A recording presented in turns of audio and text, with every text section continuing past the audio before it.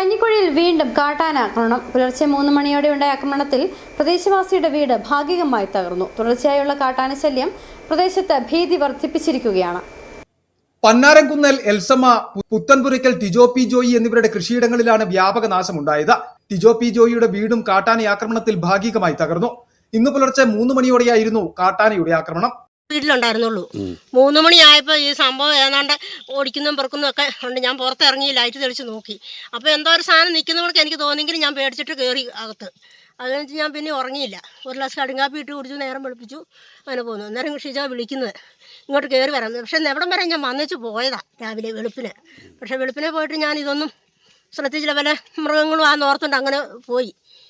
ഈ സാധനത്തിനെ ഞാൻ കാണുകയൊക്കെ ചെയ്തു. പക്ഷേ ഈ സാധനം പന്നിയോ എല്ലൊക്കെ ആണെന്നാ ഓർത്ത് പോയത് തന്നെ ഉണ്ടായിരുന്നുള്ളൂ. കഞ്ഞിക്കുഴി പഞ്ചായത്തിലെ മലയണ്ണാമല മാമച്ചൻകുന്ന് മേഖലയിലാണ് കാട്ടാന ഇറങ്ങിയത്. സംഭവത്തിന് പിന്നാലെ കേരള കർഷക സംഘവും സാഫ് ഉൾപ്പെടെയുള്ള സംഘടനകളുടെ നേതൃത്വത്തിൽ പ്രതിഷേധം ശക്തമായി.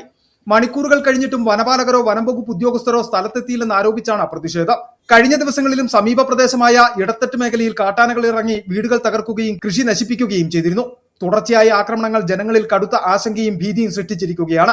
സംഭവസ്ഥലം സന്ദർശിച്ച കഞ്ഞിക്കുഴി പഞ്ചായത്ത് പ്രസിഡന്റ് കോമളം മോഹൻദാസ കാട്ടാന ശല്യത്തിന് ശാശ്വത പരിഹാരം കാണുന്നതിനും ആവശ്യമായ പ്രതിരോധ സംവിധാനങ്ങൾ അടിയന്തരമായി ഒരുക്കുന്നതിനുമായി ജില്ലാ കളക്ടർക്ക് നിവേദനം നൽകിയതായി അറിയിച്ചു.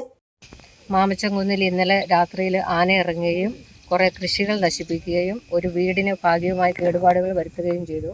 ഇപ്പോൾ ആളുകളുടെ ജീവനും സ്വത്തിനും ഭീഷണിയാണ്. എല്ലാവരും ഭയന്നാണ് കഴിയുന്നത്. അടിയന്തരമായി ഫെൻസിങ് ഇടാനുള്ള നിർദ്ദേശം പഞ്ചായത്തിൽ നിന്ന് കൊടുത്തിട്ടുണ്ട്.